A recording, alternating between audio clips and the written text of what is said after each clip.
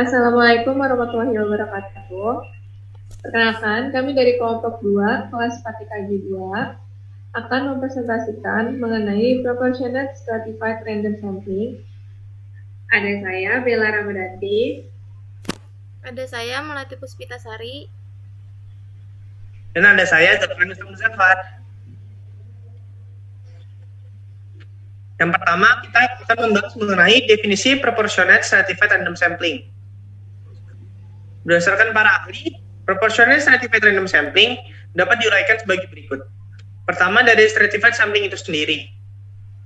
Menurut Bambang Prasetyo dan Lina Miftahul Jannah, dalam metode penelitian kuantitatif, Stratified Sampling adalah cara penarikan sampel untuk populasi yang memiliki karakteristik heterogen atau karakteristik yang dimiliki populasi yang bervariasi. Sementara itu, proportional sampling menurut Sugiono, yaitu dalam menentukan sampel, peneliti mengambil wakil-wakil dari tiap-tiap kelompok yang ada dalam populasi yang jumlahnya disesuaikan dengan jumlah anggota subjek yang ada di dalam masing-masing kelompok tersebut.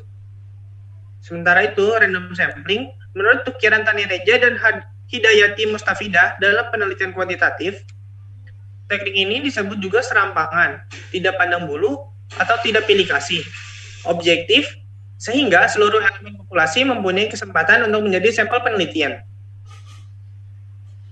Selanjutnya, proportional stratified random sampling itu sendiri, yaitu suatu metode pengambilan sampel di mana populasi-populasi yang bersifat heterogen dibagi-bagi dalam lapisan-lapisan atau strata yang saling pisah tuntas, dan dari setiap strata dapat diambil sampel secara acak. Pernyataan ini merupakan pernyataan dari Kasjuno dan juga Yasril. Secara sederhananya, proportional stratified random sampling itu karena unsur populasi berkarakteristik heterogen dan heterogenitas itu mempunyai arti yang signifikan pada pencapaian tujuan penelitiannya, maka peneliti dapat mengambil sampel dengan cara ini agar datanya dibagi secara merata. Selanjutnya, metode penggunaan Proportionate Stratified Random Sampling. Pertama,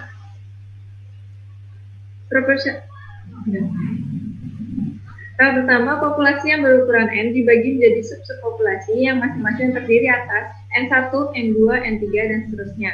Di antara dua subpopulasi tidak boleh ada yang saling tumpang tindih, sehingga N1 plus N2 plus N3 dan seterusnya menghasilkan nilai N.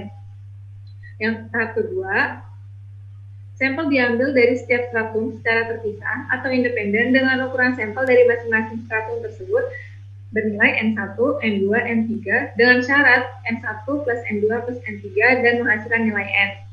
Tahap ketiga, yaitu setelah diperoleh sampel, selanjutnya dilakukan penaksiran terhadap parameter yang diperlukan dan selanjutnya dibuat kesimpulan untuk populasi berdasarkan hasil penaksiran sampel.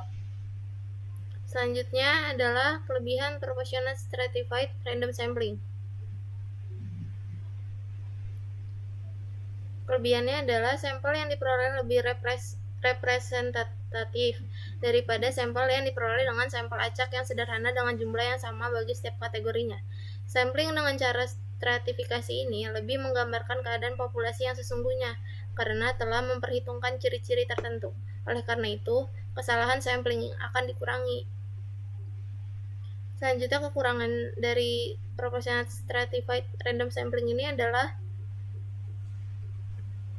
kekurangannya adalah bahwa cara ini lebih banyak memerlukan usaha klan pengenalan lebih dahulu tentu populasi yang akan diteliti. Si peneliti harus sanggup memperoleh keterangan yang baik terperinci tentang distribusi ciri-ciri dalam populasinya. Semakin banyak ciri dimasukkan, semakin banyak bahaya terjadi kesalahan dalam pengklasifikasian. Apalagi bila dimasukkan ciri yang tak bersifat empiris, seperti perilaku tertentu, bahaya kesalahan dalam pengklasifikasian bertambah besar. Selanjutnya ada contoh penggunaan proportional stratified random sampling, di mana contoh tersebut dapat kita lihat di kehidupan sehari-hari, yaitu di mana ada seorang peneliti ingin mengetahui sikap pimpinan terhadap sebuah kebijakan di organisasi. Dia menduga bahwa pimpinan di level teratasnya cenderung positif ke sikapnya terhadap kebijakan tersebut. Untuk dapat menguji kedugaan tersebut, maka sampel yang dikelompokkan dibagi terhadap beberapa bagian kelompok pimpinan. Di antaranya pimpinan level atas, menengah, serta bawah. Dengan teknik pemilihan sampel secara random disertasikan, maka kita akan memperoleh hasil dari setiap bagian kelompok tersebut. Selanjutnya, terdapat contoh soal mengenai stratified random sampling. Di sini terdapat populasi, di mana seluruh populasi terdapat 130 orang dan besar sampel 50 orang dari populasi tersebut.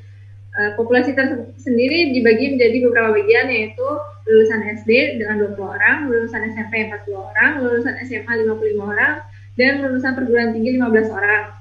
Dengan rumus populasi kelas dibagi dengan jumlah populasi kelas dikali jumlah sampel secara keseluruhan, dapat dilihat perhitungannya. Sampel lulusan SD sama dengan 20 per 130 dikali 50 didapatkan hasil 7,69 dan dibulatkan menjadi 8. Begitu juga dengan perhitungan untuk sampel lulusan SMP, SMA, dan perguruan tinggi. Hasil dari perhitungan tersebut dapat dibulatkan dan dijumlahkan sehingga mendapat jumlah 50 sampel. Tahapannya, tentukan karakteristik lapisan atau kelompok populasi, lalu tentukan sampel dari setiap lapisan atau kelompok. Lalu, pilihlah anggota sampel dari setiap lapisan atau kelompok dengan bantuan teknik penarikan sampel acak sederhana atau sistematis. Jadi, proportional stratified random sampling adalah teknik pengambilan sampel bila populasi mempunyai anggota atau unsur heterogen dengan beserta proporsional, di mana dengan jumlahnya dengan porsi yang proporsional atau tidak seimbang atau seimbang. Nah, berikut beberapa referensi yang kami gunakan untuk membuat presentasi ini. Sekian dari kelompok kami, kurang lebihnya mohon maaf. Wassalamualaikum warahmatullahi wabarakatuh. Terima kasih. Terima kasih.